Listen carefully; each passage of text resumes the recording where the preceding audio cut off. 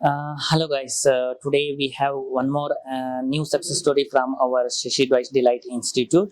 His name is Nikit Mallesh. Okay, let's discuss with him about our institute and exam process and how this Dwight Delight German process with us. Okay. Good evening sir. Actually ತುಂಬ ಖುಷಿ ಆಗ್ತಿದೆ ಇವತ್ತು.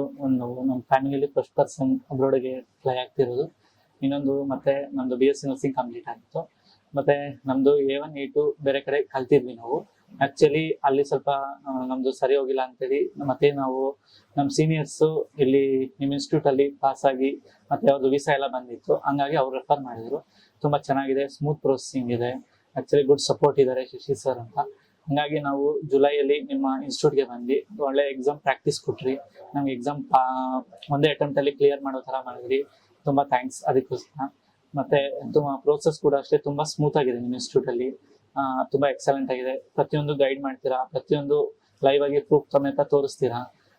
ಅದಕ್ಕೆ ಬೇರೆ ಇನ್ಸ್ಟಿಟ್ಯೂಟಲ್ಲಿ hide ಮಾಡ್ಕೊಂಡು ಮಾಡ್ತಾರೆ, but ನಮ್ಮದು ನೀವೆಲ್ಲ ಲೈವ್ ಆಗಿ ತೋರಿಸಿ ಮಾಡಿದ್ದೀರಾ, ಅದಾಗಿ ತುಂಬ ಥ್ಯಾಂಕ್ಸ್. ಮತ್ತೆ ವಿತಿನ್ 4 months 5 months ಅಲ್ಲಿ ನಮ್ಮನ್ನ ಫ್ಲೈ ಮಾಡಿಸ್ತಿದ್ದಾರೆ ಎಕ್ಸಾಮ್ ಕ್ಲಿಯರ್ ಆದ್ಮೇಲೆ, ಅದಕ್ಕಾಗಿ ತುಂಬಾ ಥ್ಯಾಂಕ್ಸ್. Congratulations once again.